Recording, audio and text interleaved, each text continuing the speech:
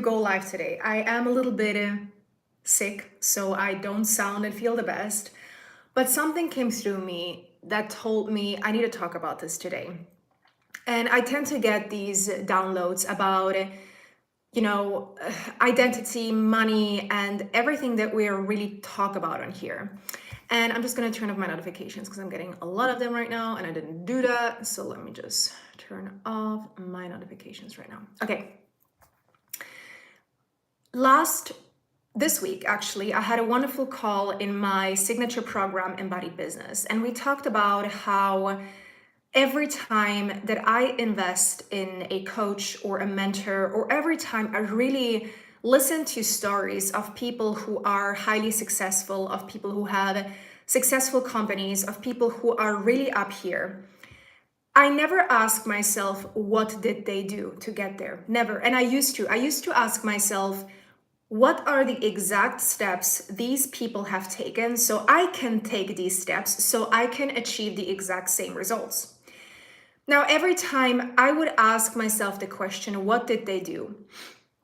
And I would sit down and I would write down the steps and I would be like, okay, let me try to apply the exact same strategy here, or let me try to do the exact same thing that these people are doing. I would literally feel my body contracting. I would feel my body didn't want this. My body didn't want to know what these people have done. Instead, what I actually learned what to do is to ask myself, who are these people being? So for example, I would look at someone like, I don't know, Leila Hormozi, or I would look at a very successful coach, or I would look at, I don't know, Taylor Swift, people who are really up here. I wouldn't ask myself anymore what they did to get there. I would ask myself, who are they being? Who are they being when life gets tough? Who are they being when no one cares about what they have to say? Who are they being when life becomes challenging? Who are they being when they become very successful? Who are they being at all these times?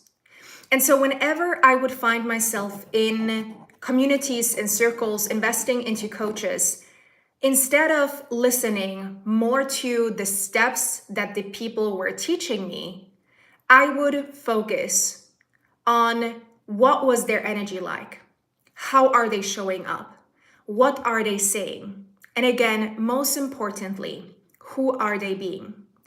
And once that clicked for me, I understood why some people make a lot of money and why some people struggle to make that money. Because ultimately, why this is important is to touch base with yourself and ask yourself, the reason I have the results I have today is because of my past version of myself, right? So your present moment and the results that you have today is because of the actions that you have taken yesterday and the day before and the week before and maybe a year ago, okay? So the results that you have yesterday is because of who you were yesterday, which means who you were yesterday and how you were showing up and how you were thinking about yourself in life made you do certain things. And because of that, you live your current reality. That means if we want to shift our tomorrow, if we want to change our future, we have to look at who are we being today. Because who you are will determine what you do and will determine your results. A lot of people are way too focused on what is it that I need to do? What is it that I need to do differently? I'm going to give you the very simple example of weight loss. People know if you want to lose weight, you got to either eat healthier or go to the gym, work out regularly, right? We know if we want the number on the scale to go down, we know I gotta eat healthy and I gotta work out. Every person on the planet knows this. Everyone knows it's workout and it's eating better, right? Why are so many people still struggling with losing weight? Why are so many people going on diets, trying to sign up for another diet plan or workout coach or whatever, and they're still not achieving the weight loss goal? because they're not starting with who they are being, they're starting with what they need to do. But the what will follow when who you're being changes. Because right now, the people that are unhealthy, the people that are struggling with their weight, and maybe that is you, which is fine. I used to work as a as a health coach, right? That was my first business that I built. Maybe that is you. I hope this is going to land for you if you're on your weight loss journey, or if you just want to make money, because it's a universal law. This is not something that I made up, but I'm trying to give you the concept to fully understand what we're doing here. It applies to, again, if you want to make more money, lose weight, attract the love of your life, it doesn't really matter. The reason why you do certain things is because of who you believe you are. And who you believe you are is created through all the experiences that you've had in your past, the good and the bad ones. All the experiences that you've had that were traumatic experiences or good experiences that have formed the person that you are today, and the way that you look at life, and the way that you see yourself. So when we know this, we know, okay, this is the concept of identity. This is the concept of self-image. Who I am today is because of my past experiences, my past successes, and my past failures, the things that people have told me, the things that I started to believe, the interpretations I had about my experiences in my life, and the way that I see my life today. So we know, okay, my identity has been formed because of that. So if we know that your identity is based on your past experiences, we got to first look at who you're being if we want our results to change. Going back to the weight loss example. If you are someone, or I'm going to give you the example of, let's say, I'm going to take the name Sarah. Sarah today is 45 years old, and she has always struggled with her weight. Since she can remember, since she was like 10 years old, she has struggled with her weight. Her parents would put her on another diet and another diet and another diet when she was younger, right? And so since Sarah has been 10 years old, all she has been on was diets as a child. Very early on, she was told, hey, you're slightly overweight, you're unhealthy, you should lose weight.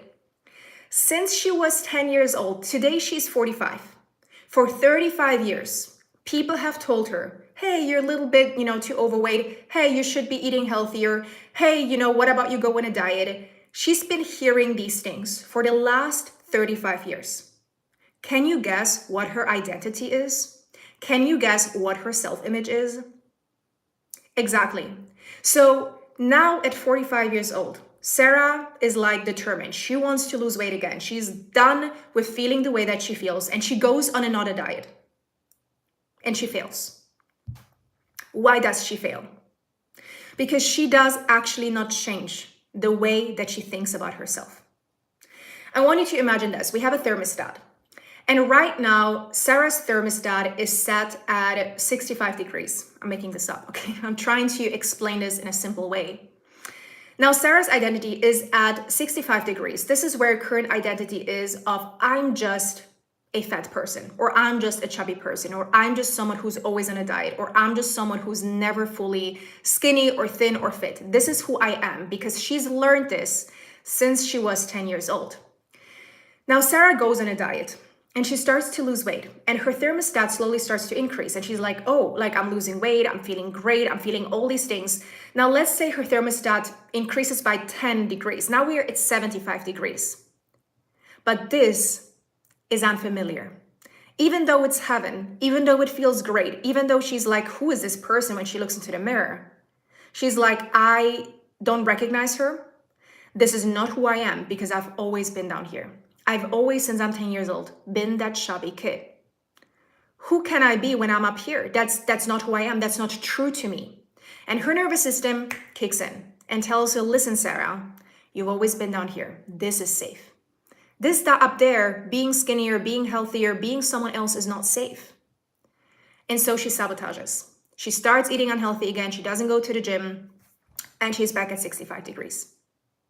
And this is the exact same thing that happens to you and money.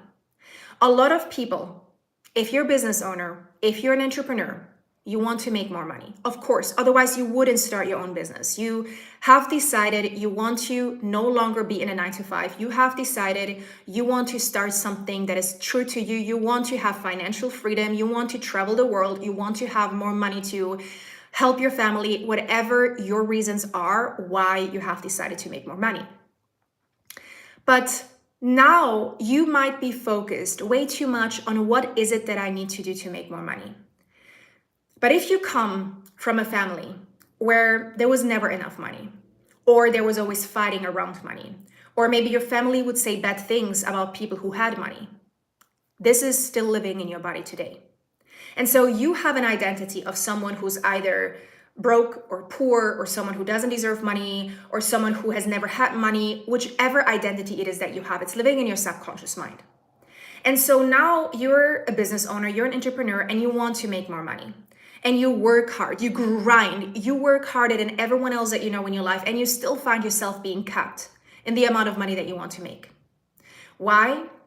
Because you find ways to either make a lot of money and then not being able to hold it, or you're not actually doing the things that would make a big change in your life. So a lot of entrepreneurs that I know, that I work with, they are busy for the sake of being busy, but they don't take action that actually moves the needle in their business, right? So they think, oh, I work a lot, and they think the busier I am, the better, because that's going to make me more money, which is not true. It depends on who you're being, which will change the action. And the action, which is the action that moves the needle, is going to get you the results that you want. And so there are studies who actually show people who have won the lottery, if that's $1 million or $2 million, it doesn't matter, who have won way more money than they ever had in their life, right? And you look very Polish. Okay, I hope that's a nice thing to say. I don't know. This distracted me, right? There's research, there are studies that show that people who have won the lottery, after a year or two, they had no money left anymore. Even though before they came from a poor household, or they didn't have a lot of money, they win a lot of money. And because their identity is not one of a millionaire, they find ways to spend it all, to give it away, to do things with the money that someone who has the identity of a millionaire, someone who has the identity of a wealthy person, would not do it that way with money, right? And so what we got to realize is that a lot of the times, yes, we want the result, but we are way too focused on those tiny steps to get to the results. We got to think the other way around. We got to ask ourselves, if I was already wealthy, if I would already be making $10,000 a month, $20,000 a month, whatever your financial goal is, who would I need to be? And knowing that your current results are because of the person that you were yesterday, you ask yourself, why am I a match to my current results? What does it say about my current identity, right? So let's say you're making $2,000 a month right now, but you want to make $20,000, or $10,000, it doesn't matter. You got to ask yourself, if I have these current results, why am I a match to this? Why am I a match to my current results that I don't like, or that I want to change? So then we reverse back engineer and we ask ourselves, okay, well, I'm making $2,000 a month right now, but I want to make $10,000. And I know I am a match to the $2,000. How do I speak about money? How do I spend money? How do I hold money? What do I do when it comes to showing up in my business? Do I actually sell? Do I sabotage? Am I stuck in perfectionism? All these things about the things that you do and the things that you believe are a match to your current results. So what you gotta ask yourself is, what within me needs to change so that my external world needs to change? And this is where Neville Goddard speaks about, I think it was Neville Goddard who speaks a lot about this. He talks about living in the wish fulfilled. It's so interesting, you guys, because I teach on nervous system, but I also teach on manifestation. Everything is actually intertwined. If you look at the teachings of the biggest teachers out there, it's all the same, just explain in a different way. And so what I'm always trying to do is to match all of it and to make it make sense for me personally, first of all, and then for the people that I serve, right?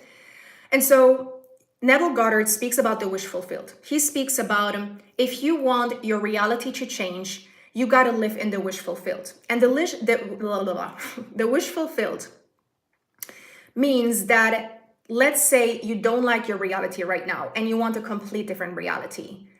Your state of being cannot change because of your outside reality that you don't like. So you got to become an expert in living in your wish fulfilled. So let's say your wish fulfilled is being a millionaire with your dream partner living on a yacht. Just making this up. You got to live in that wish fulfilled, not letting the outside world distract you. But what most people do, and why they're still stuck in the same loop, is they look at the outside world and the results that they have, and they snap themselves out of their wish fulfilled all the time. So they have a dream, but then the moment they look at what is not yet according to their dream in their reality, they snap themselves out of it. They leave the vibration, they leave the energy, and then it's very hard for you to actually keep going from that vibration, because then you're taking action from lack. The moment you notice around you what you don't like, and you snap yourself out of your wish fulfilled state, you start taking action from lack and from scarcity, which is not powerful. Because then, instead of thinking from the identity of someone who already has achieved this dream, you are looking at what is not in your life, creating more scarcity, creating more lack. Instead, you got to become very good at controlling your mind to be able to stay in the wish fulfilled. And this is where the nervous system work comes in. Your nervous system will always try to keep you safe. We know this. I spoke about this a million times on my channel. If you don't follow me yet or subscribed yet, make sure you do, because I speak about nervous system all the time. This is my expertise. And we know, okay, my nervous system will always try to keep me safe. And there is my favorite quote that really helped me click this concept, is that your nervous system will always choose a familiar hell over an unfamiliar heaven. So even though, over there it's better, over there where I have $1 million and I have the love of my life and I have all these things that I always desired, I know right there it's going to be better, but we've never been there. And that feels unsafe. And your nervous system is going to go, that's dangerous. That's dangerous to be right there. I don't want to be there. I've never been there. I'd rather stay here because it's the comfort zone. I like to stay here. I've always been here, even though it's not serving you. So what we're doing when we use manifestation nervous system is we're bridging that gap. When we use the concept of wish fulfilled by Neville Goddard, the concept of wish fulfilled is you visualize yourself in your dream life. You visualize yourself having the clients, making the money, having the love of your life, having the success. You're staying in that vibration of imagining that this is already your truth. You're bridging that gap between where you are and where you want to go, because your nervous system starts to become familiar with this new way of living. Because the truth is, the moment you close your eyes and you imagine a new reality, your brain does not know if it's real or not. So the more that you rehearse that new reality in your mind, your nervous system will become familiar with the wishes, the dreams that you have. And this way, you are bridging the gap between where you are and where you want to go. I hope this is making sense. And that's why, going back to my title, which I have to look, what did I call this? I don't see it. I called it something along those lines of like, who you are or who you're being is what's going to change the money that you're making, right?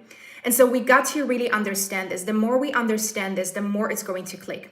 So the next time you find yourself wanting to expand your wealth, wanting to make more money, wanting to attract more abundance, wanting to attract more success, the love of your life, look both at your identity, not both, 3 things you got to look at. You got to look at your identity. You got to ask yourself, what am I a match to right now? And why am I a match to my current reality? Looking within. Then asking yourself, does my nervous system right now try to keep me safe? Even though I know that I want this result, but I keep myself back. I hold myself back from going there because I actually like my comfort zone. And third, living in the wish fulfilled.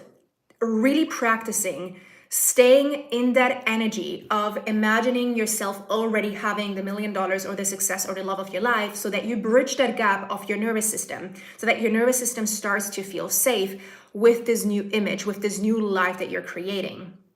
Now, with that being said, I have a 5-day free magnetic money challenge come up on Monday. This is where, as the name says, I will teach you how to magnetize money and literally everything else that you want into your life, because it's all the same, it's all energy. But what we will do in the magnetic money challenge is we will do the identity work, we will do the nervous system regulation, and we will do the attraction work. These 3 things are extremely important when it comes to attracting what it is that you want. And not only that, you want to be able to hold that, right? When you think of the millionaire story, of the lottery story that I told you, you don't just want to make a lot of money. You want to be able to hold that. And so we will cover all these different things. So I highly recommend joining this 5-day challenge. We will do all the things. It's going to be amazing. We already have around 200 women that have signed up. There's a Telegram group, there's a workbook, so you're going to be able to go deep with me in these 5 days. If you haven't signed up yet, the link after the live is over, I'm going to post it in the description, or it's also in my bio on YouTube and also in my previous videos. So definitely you will find the link to sign up. If you don't, just comment down below and I'll send it to you. But I highly recommend joining. It's going to be powerful, it's going to be exciting, and I can't wait to see you there. I'm sending you so much love. Bye-bye.